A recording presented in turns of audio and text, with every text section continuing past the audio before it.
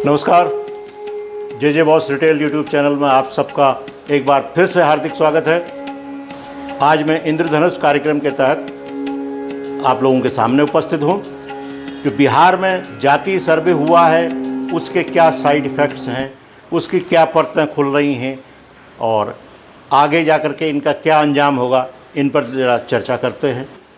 जातीय सर्वे के रिपोर्ट आते ही सबसे पहले नीतीश कुमार पर उंगली उठनी शुरू हो गई है कि उनका बहुत थोड़ा सा प्रतिनिधित्व है उनकी जाति का, लेकिन वो पिछले 17 साल से मुख्यमंत्री बने हुए हैं। तो क्या ये मुख्यमंत्री के पद के लिए भी इनका जो आरक्षण है वो लागू होगा या फिर कहीं कहीं बात या सुनी सुनाई बात उस पर ये लागू करेंगे।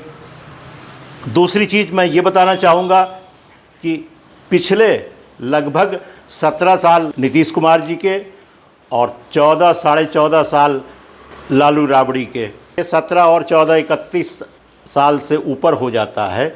ये 31 साल में बिहार में कितना परिवर्तन आया है। जो अत्यंत पिछड़ी जातियां हैं, क्या उनके सामाजिक और आर्थिक कुछ स्तर में अंतर आया है, कुछ वो अपग्रेड हुए हैं या ज्यों के त्यों बने हुए हैं। इसी इंद्रधनुष चर्चा के दौरान मैंने आपको ये भी बताया था कि बिहार में 35 साल से पिछड़ा वर्ग सत्ता में रहा है। तो किसका क्या कार्यकाल रहा मैं ये आपको बता दूं। नीतीश कुमार 17 साल से हैं, अभी चल रहे हैं। राबड़ी देवरी 7 साल 190 दिन, लालू प्रसाद यादव 7 साल 130 दिन, दरोगा राय 310 दिन, सतीश प्रसाद सिंह 5 दिन 5 डेज, बीपी मंडल साहब 51 दिन और कर्पूरी ठाकुर 829 दिन रहा। कर्पूरी ठाकुर को काफ़ी नाम लिया जाता है और एक योग्य प्रशासक, योग्य राजनेता बताया जाता है। उनका कार्यकाल 829 दिन रहा, करीबन 3.25 साल, ये 2 टर्म में रहा। जो 51 दिन रहे हैं बीपी मंडल, जो अपनी सरकार 51 दिन ही चला पाए, यही बीपी मंडल जो हैं मंडल आयोग से जुड़े हुए हैं व्यक्ति, यानी कि इन्हीं की रिपोर्ट पर मंडल आयोग की रिपोर्ट बनी।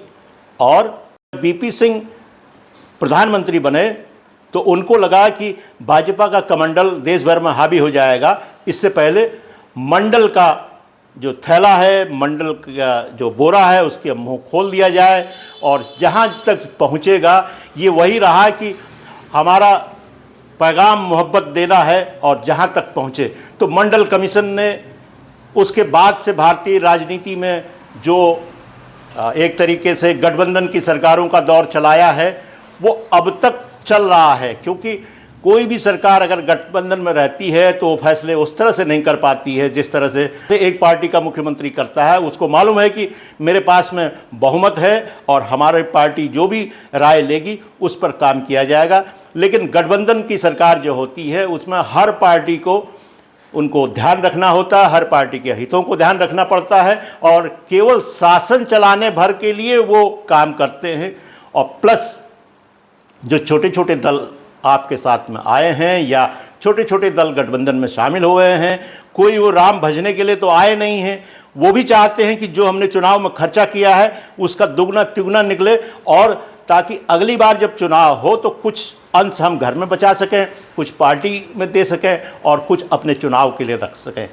अभी मैं आपको जो अखबारों में छप रहा है या जो मीडिया में बातें निकल रही हैं उनमें से कुछ चीज़ें बताना चाहूँगा। सबसे पहली चीज़ ये है कि जो 215 जातियाँ जिनको कोड नंबर मिला है इस सर्वे के दौरान, उनको पूरी तरह से जाति और उनको उनका एक पूरा क्लास है। तो इस क्लास की 195 जातियाँ ऐसी हैं जो अभी तक संसद में नहीं पहुँची हैं। पहली चीज़ है। 20 जातियाँ ही ऐसी हैं पिछले 70-75 साल में, यानी कि स्वतंत्रता प्राप्ति के बाद से 1952 में 1952 में जब लोकसभा के पहले इलेक्शन या हम कहें आम चुनाव थे, पूरे देश भर के वो चुनाव थे, तो जब ये कंप्लीट हुए हैं 1952 से लेकर के 2023 71 ईयर्स के बाद भी केवल 20 ही जातियां संसद पहुंच पाई हैं। 195 जातियां अभी संसद पहुंचने का इंतज़ार कर रही हैं। और दूसरी चीज़ है कि लालू राबड़ी और नीतीश के कॉम्बिनेशन के अलावा भी 3-4 मुख्यमंत्री ऐसे हुए हैं जो पिछड़ा वर्ग या और अत्यंत पिछड़ा वर्ग से रहे हैं। तो उन्होंने क्या कर डाला है अब तक और कैसे वो अपने राज्य को आगे ले गए हैं? क्या वो बीमारू राज्य है? क्या वो केवल स्पेशल फंड जो है सेंट्रल से मांगने के चक्कर में रहते हैं? और क्या उनके यहाँ जो व्हिसिल ब्लोअर्स रहे हैं, जो NHAI का इंजीनियर था उसको मार दिया गया, इसी तरह से जो गलत काम रोकने के लिए वहाँ पर जो भी मशीनरी आई उसको कदम कदम पर धमकाया गया, तो ये किस वजह से हुआ? एक बात और है कि मीडिया में ये भी बात आ रही है कि जो OBC का जो क्रीमी लेयर है इसका स्तर बढ़ सकता है। अभी 8 लाख है और ये स्तर बढ़ सकता है। अगर OBC क्रीमी लेयर की रेंज बढ़ती है तो यानी कि जो आरक्षण पाने वाले लोग हैं और ज़्यादा हो जाएंगे। जो उनमें अत्यंत पिछड़ा लोग हैं, जो अभी तक किसी तरह का रिजर्वेशन नहीं पा पाए हैं, जिनकी इनकम अभी 8 लाख सालाना तक भी नहीं पहुंच पाई है, ऐसे वर्ग को जो है नुकसान उठाना पड़ेगा। तो अब देखने में ये आता है कि प्रमुख पार्टियां, जो भी पार्टियां हैं, विनिंग कैंडिडेट की बात करते हैं।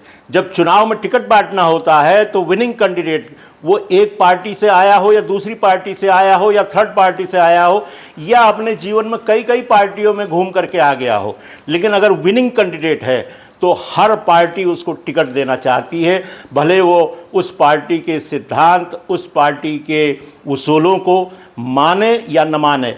लेकिन वो जानते हैं कि चुनाव जीतने के बाद अगर वो संसद में या विधानसभा में पहुंच जाता है तो उसमें पार्टी का व्हिप जारी होगा। वो एक सब्जेक्ट है, यानी कि वो एक हेड है और हेड काउंट करने में अगर व्हिप ने कोई चीज़ जारी कर दी है तो वो साथ में खड़ा होगा, अन्यथा उसे पार्टी से हाथ धोना पड़ेगा या सदस्यता से हाथ धोना पड़ेगा।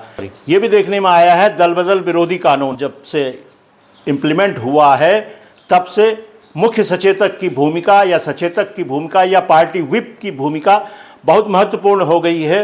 अगर वो 4 लाइन का व्हिप जारी कर देता है तो कोई भी सदस्य उससे बाहर जा कर के अपना फैसला नहीं कर सकता है, विशेषकर सदनों में, लोकसभा में हो या राज्य विधानसभा में हो।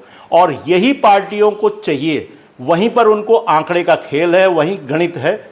उसके बाद वो बाहर जाने के बाद कुछ भी करे उससे नहीं मतलब है। वसूली करता हो तो चलेगा या बहुत धर्मार्थ खाता चला रहा हो तो भी चलेगा, लेकिन जब सदन में व्हिप जारी हो जाता है तो उनको वो एक हेड काउंट होना चाहिए, एक जो है गणना में आना चाहिए। तो व्यूअर्स, ये भी देखने में आया है, केवल यहीं पर नहीं है, अनारक्षित जो जातियां हैं, यानी कि जो जातियां जनरल की हैं, उनमें भी 10, 11 या 12 जातियों का ही वर्चस्व रहा है। यानी कि जो सिद्धांत हम लोगों के पुराणों में या पहले कहा गया है, वीर भोग्या वसुंधरा, जिसने भी अपनी ज़मीन मजबूत कर ली, जिसने भी अपना अस्तित्व मजबूत कर लिया आर्थिक रूप से और सामाजिक रूप से, बाय हुक एंड क्रुक। आपने देखा होगा कि कई जो अपराधी हैं जब पैसा कमा लेते हैं तो धीरे धीरे वाइट कॉलर बनने के लिए राजनीति में आते हैं और वो उन पार्टियों को फंडिंग भी करते हैं, भामाशाह भी बन जाते हैं। और जब फंडिंग करने के बाद उस पार्टी का जो मुखिया है उनको छूट दे देता है। अगर वो सत्ता में आ गए तो फिर जो उसका बिजनेस है, बिजनेस जो भी होगा वो बहुत अच्छा नहीं होगा, क्योंकि जब उन्होंने बहुत तेज़ी में पैसा कमाया है, बहुत तेज़ी में रुपया कमाया है, तो बिजनेस क्या होगा कि आप लीगल बिजनेस हो सकता है।